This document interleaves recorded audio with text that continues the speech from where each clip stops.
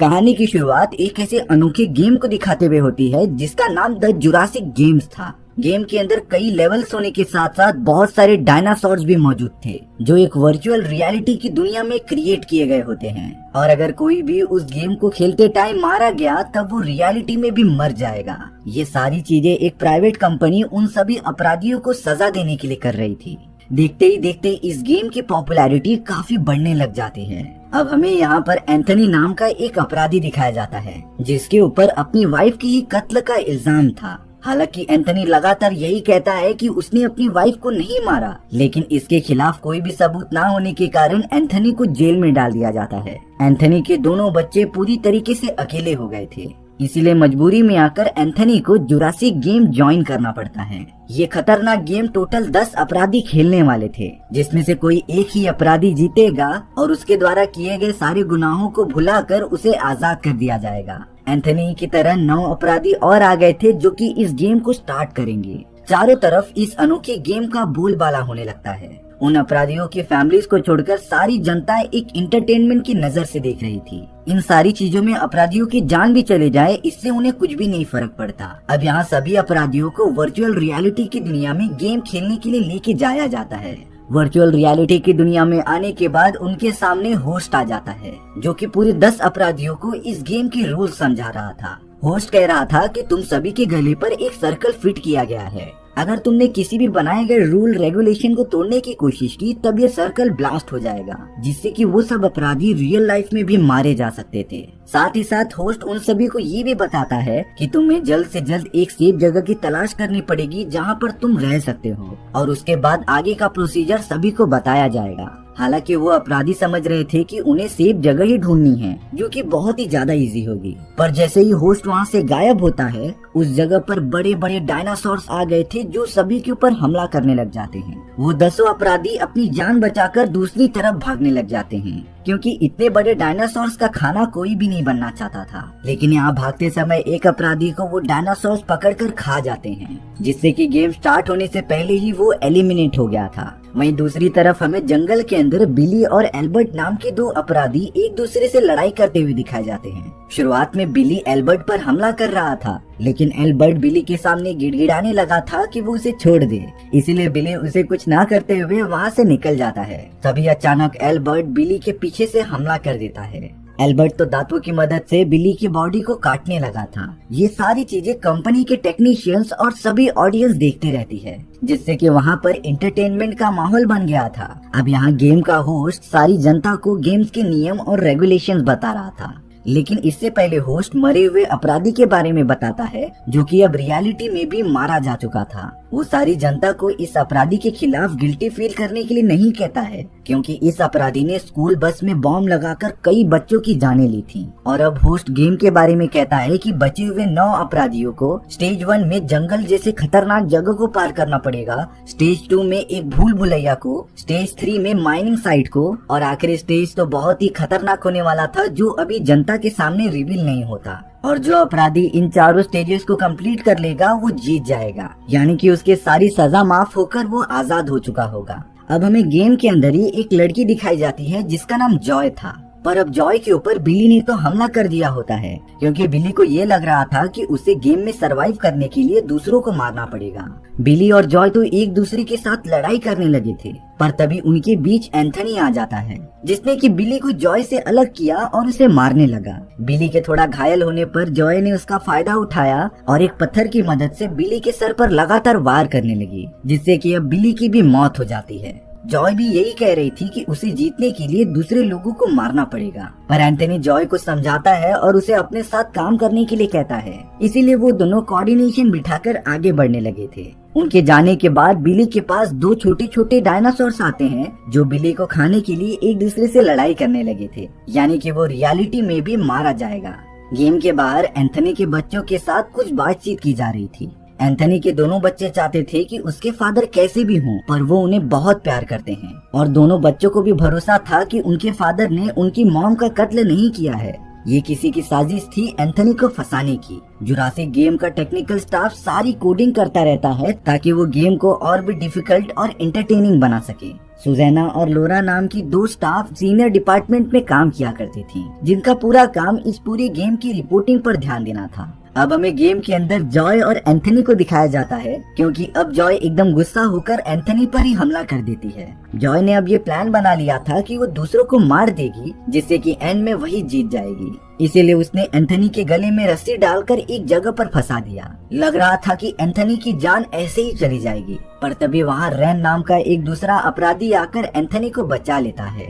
दोनों एक दूसरे को मारना चाहते थे, लेकिन एंथनी रैन को समझाता है कि अगर हम साथ मिल जाएं, तब हमारी बचने की पॉसिबिलिटीज काफी ज्यादा हो सकती हैं। रैन को एंथनी की बात काफी अच्छी लगी, इसीलिए वो अपने डुओ के साथ निकल पड़ते हैं स्टेजेस को क्लियर करने के लिए। वहीं थोड़ी ही दूर पर हमें वॉस्प नाम का एक दूसरा अपराधी दिखाया जाता है, जिसे कि जंगल में भागते समय पैर पर थोड़ी चोट लग गई थी। वॉस्प तो ठीक से चल भी नहीं पा रहा था, पर तभी अचानक वॉस्प के सामने मसून ब्रदर्स आ जाते हैं। इनमें से एक बड़ा भाई और एक छोटा भाई था, जिन्होंने मिलकर बहुत सारे लोगों का मर्डर किया था। मसून ब्रदर्स ने वॉस्प को घेर लिया था उसे जान से मारने के लिए, लेकिन वॉस फिर भी अपनी जान लगाकर उन दोनों से फाइट करता है और उन्हें अपने से दूर रखता है। फाइट करते हुए इतनी आवाज आने के कारण कई डायनासोर्स उनकी तरफ अट्रैक्ट होने लगे थे। गेम का होस्ट और उसकी टेक्निकल टीम ये सारी चीजें बाहर से देख रहे होते हैं और वो नहीं चाहते थे कि इतनी जल्दी वो तीन अपराधी मारे जाएं। इसीलिए जब डायनासोर्स उन तीनों पर हमला करते हैं, तब गेम के टेक्निकल स्टाफ ने उन डायनासोर्स को गायब कर दिया था,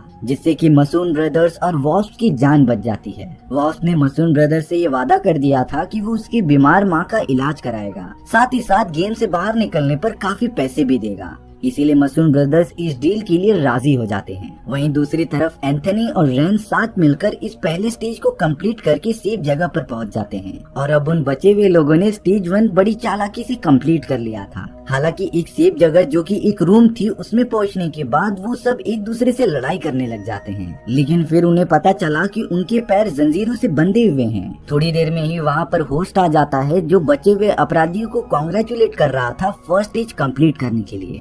अब बारी थी स्टेज 2 की, जिसमें कि सभी अपराधियों को एक पजल सॉल्व करना पड़ेगा और जो भी इस पजल को सबसे पहले सॉल्व करेगा उसे एक इलेक्ट्रिक गन मिलेगी।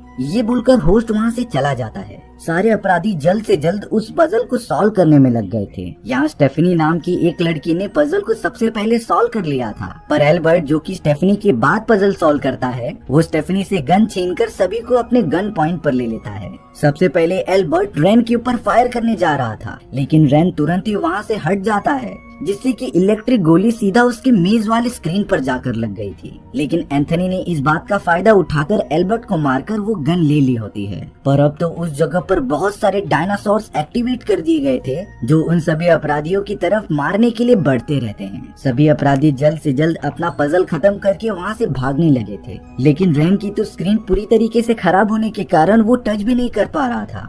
इसीलिए अब एंथनी गन की मदद से रैन की उस जंजीर को तोड़ देता है, जिससे कि अब वो सब दरवाजे की मदद से दूसरी तरफ जाने लगे थे। डायनासोर्स लगातार उनका पीछा करते ही जाते हैं। एंथनी पीछे रुककर सभी को आगे भेज रहा था, ताकि वो गन की मदद से डायनासोर्स को मारते रहे। इसी भाग दौड़ में रैन बाकी लोगों से अलग हो गया था, पर दुख की बात ये थी कि रैन घूम फिर कर उसी जगह पर आ गया था जहाँ से उसने स्टार्ट की थी। रैन के सामने छोटे छोटे डायनासोर्स थे, जो उसे पूरा कच्चा निगलने की ताकत रखते थे। अब रैन के पास कोई ऑप्शन नहीं था उन डायनासोर से फाइट करने का। वो तो अपने हाथ में जंजीर बांधकर अपने कुंफू कराटे की मूव्स दिखाता है, लेकिन डायनासोर्स के सामने ये मूव काम नहीं आने वाला था और अब वो मांसाहारी डायनासोर्स रैन को पकड़कर उसे पूरा खा जाते हैं, यानी कि रैन भी एलिमिनेट हो गया था। वहीं दूसरी तरफ एंथनी और बाकी लोग एक ऐसी जगह पर पहुंच जाते हैं जहां से आगे जाने का रास्ता मौजूद ही नहीं था, पर वहां एक खिड़की जैसी छोटी सी जगह होती है, जिसे कि एंथनी लगातार गोली मारकर बड़ा कर देता है और अब सारे लोग जल्द से जल्द उस खिड़की के रास्ते से बाहर निकलने लगे थे। एंथनी लगातार उन डायनासोर्स को अपनी तरफ आने से रोक रहा था। थोड़ी देर बाद वो भी उस खिड़की से बाहर निकलकर बच जाता है, क्योंकि एल्बर्ट एंथनी को अपना एक बहुत ही बड़ा दुश्मन मानता था, जो उसके रास्ते का कांटा बन चुका है। लेकिन एंथनी फिर भी एल्बर्ट से जीत जाता है और अपनी गन ले लेता है। तभी वहाँ फिर से होस्ट आ गया था, जो सभी को ये बताता है कि तुम लोगों ने स्टेज 2 भी पार कर लिया है और इस स्टेज को सबसे पहले स्टेफनी ने कंप्लीट किया था, इसीलिए होस्ट स्टेफनी को एक छोटा सा गिफ्ट देता है। ये एक नक्शा था जो कि स्टेज 3 में काम आएगा। नक्शा स्टेफनी को देने के बाद होस्ट वहाँ से गायब हो जाता है, यानी कि यहाँ से उनका स्टेज 3 चालू हो चुका था। पर अब मैसून ब्रदर्स स्टेफनी से लड़ाई करने लगे थे कि नक्शा उनके पास रहना चाहिए, इसीलिए वो स्टेफनी से झगड़ा करके वो नक्शा अपने पास रख लेते हैं। यहाँ मजबूरी होने के कारण उन सभी को एक साथ आगे बढ़ना ही पड़ेगा। वहीं दूसरी तरफ सुजैन और लॉरा टीवी पर इंटरव्यू देते रहते हैं अपनी इस अनोखे गेम के बारे में। पर अब बहुत सारे रिपोर्टर उनकी इस गेम के ऊपर सवाल उठाने लगे थे, क्योंकि ये गेम एक तरीके से लोगों की जान ले रहा था, भले ही वो कोई अपराधी हो या फिर कोई और। कानून को अपने हाथ में लेना किसी को भी अलाउड नहीं है।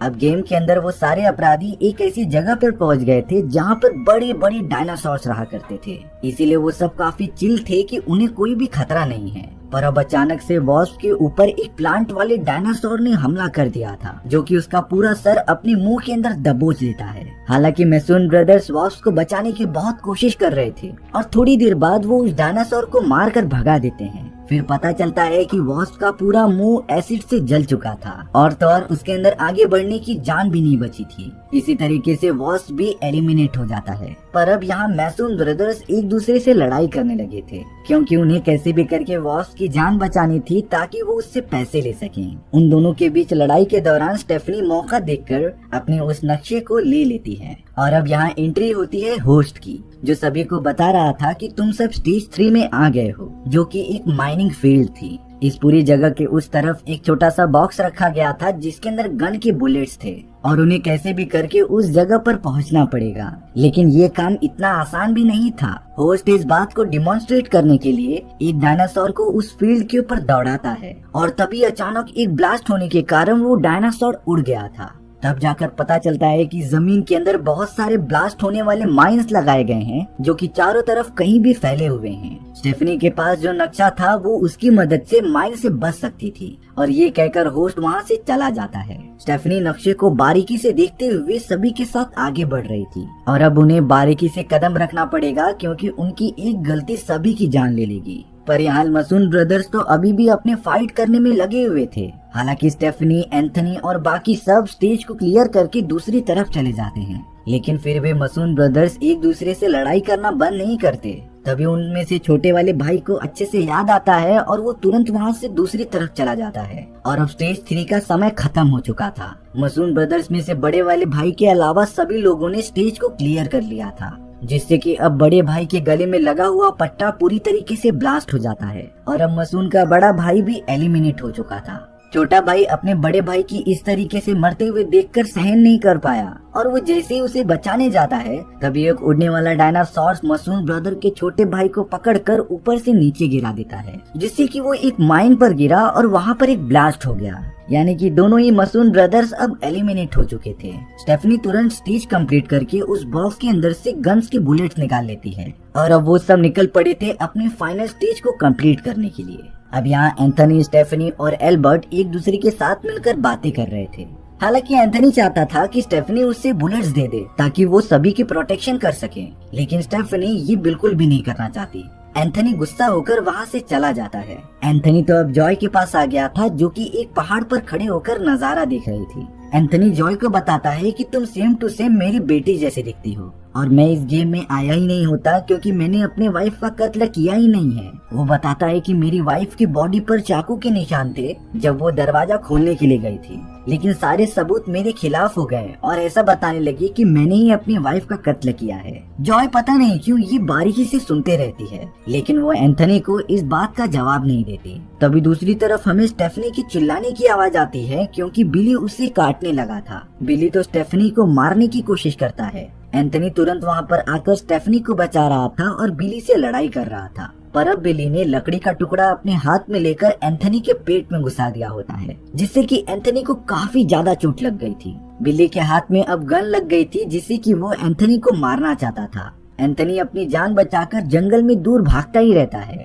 लेकिन बिली उसका पीछा छोड़ने का नाम ही नहीं लेता। तभी अचानक एंथनी, जो कि एक जगह पर छुपा हुआ था, वो बिली पर बड़ी चालाकी से हमला कर देता है। बिली तो अपने गन के साथ पहाड़ की एक छोटी जगह पर गिरने लगा था, पर वो अपने आप को खुशनसीब समझ रहा था कि उसके पास अभी भी गन मौजूद है। लेकिन थोड़ी देर में वहाँ चारों तरफ छोटे छोटे कीड़े आ गए थे। हालांकि बिली गन की मदद से उन कीड़ों को मारने की कोशिश करता है, लेकिन कीड़ों की क्वांटिटी इतनी ज्यादा होने की वजह से उन्होंने बिली की पूरी बॉडी को ही कवर कर लिया था। कुछ ही मिनट्स के अंदर ही अंदर उन कीड़ों ने बिली के पूरे मांस को खा लिया होता है। अंत में सिर्फ उसका स्केलेटन ही बचा था, यानी कि बिली भी एलिमिनेट हो गया है। स्टेफनी जो अपनी जान बचाकर एक जगह पर छुपी हुई थी, उसके ऊपर तो एक पुराने जमाने के टाइगर ने हमला कर दिया था। हालांकि स्टेफनी एक कोने पर छुप जाती है, जिससे कि वो टाइगर फिसलते हुए पहाड़ के नीचे गिर गया था। पर वहाँ साइड में ही जॉय होती है, जो नहीं चाहती थी कि स्टेफनी उसके साथ गेम में आगे बढ़े। इसीलिए जॉय ने स्टेफनी को मुक्का मारकर उस पहाड़ के नीचे गिरा दिया था,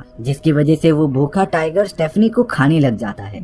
स्टेफनी भी इस गेम से बाहर हो चुकी थी। वहीं दूसरी तरफ होस्ट गेम के टेक्निकल स्टाफ को ये बता रहा था कि हमारे गेम की व्यूवरशिप 10 गुना बढ़ चुकी है, यानी कि ये गेम अब किसी भी हालत में रुकने नहीं वाला। लेकिन उसे क्या पता था कि कई सारी जनता इस गेम के खिलाफ प्रोटेस्ट करने लग जाती है। साथ ही साथ गेम के बारे में जांच करने के लिए इंटरनल कमेटी भी बैठ चुकी थी। यहाँ लॉरा नाम की उस सीनियर को जब इस गेम के सारी बातों के बारे में पता चला, तब वो सुजैना के पास जाकर ये कहती है कि हमें होस्ट को खत्म करना पड़ेगा, नहीं तो वो इसी तरीके से अपराधियों और मासूम लोगों की जान लेता ही रहेगा। वहीं पर अब गेम में सिर्फ जॉय और एंथनी ही बचे थे, जिनके सामने अब ग्रीन कलर का दरवाजा ओपन हो जाता है। उसके अंदर जाने के बाद वो दोनों टेलीपोर्ट हो चुके थे एक बहुत ही बड़े रेगिस्तान में। होस्ट उन दोनों के सामने आकर ये बताता है कि तुम दोनों फाइनलिस्ट हो और ऑडियंस तुम्हें काफी ज्यादा पसंद कर रही है। पर अब बारी थी फाइनल स्टेज की। इस फाइनल राउंड में तुम्हारे पैर एक जंजीर से बांधे गए होंगे और चारों तरफ एक सर्कुलर एरिया में 2 चाबी छुपाई गई है,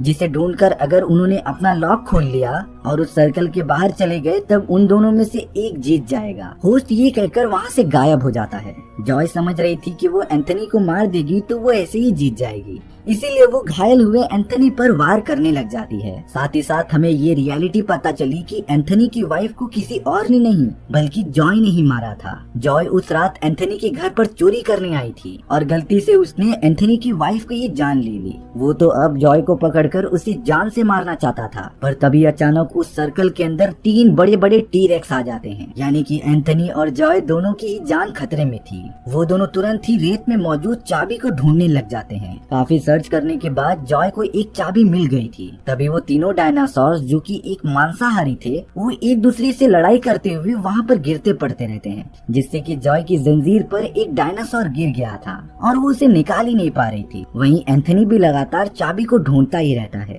तभी अचानक उसके हाथ में कोई चीज घुस गई थी। वो और कुछ नहीं बल्कि एक चाबी होती है उसकी जंजीर ओपन करने की। जॉय ने भी खुद को डायनासोर से आजाद कर लिया था, पर अब उन तीनों में से एक ही डायनासोर बचता है, जो अब एंथनी और जॉय को मारने के लिए उनके पीछे भागने लगा था। एंथनी और जॉय काफी तेजी से उस सर्कल के बाहर निकलने की कोशिश करते हैं, पर अब उस स्टेज का काउंटडाउन खत्म हो चुका था। एंथनी सर्कल के बाहर अपना सर रख देता है, लेकिन जॉय के लेट होने के कारण उसके गले में लगा हुआ पट्टा ब्लास्ट हो गया था, जिसका मतलब ये होता है कि एंथनी ने फाइनल राउंड जीत लिया है और अब वो इस पूरे गेम से बाहर निकलकर फ्रीली अपनी दुनिया में जा सकता था। लेकिन यहाँ उस वर्चुअल रियलिटी गेम के सेंटर में लॉरा आ जाती है, जिसने कि सभी को अपने गन पॉइंट पर ले लिया था। लॉरा के साथ सोल्जर्स भी मौजूद थे, जो सभी को अपना काम बंद करने के लिए कहते हैं। लॉरा उस होस्ट को मजा चखाना चाहती थी कि आखिर इस गेम का मतलब क्या होता है, इसीलिए वो जबरदस्ती होस्ट को VR वर्ल्ड में लेकर जाते हैं उस डायनासोर के पास। हालांकि होस्ट अपने टेक्निकल स्टाफ को ये सामने मौजूद डायनासोर्स को हटाने के लिए कहता है,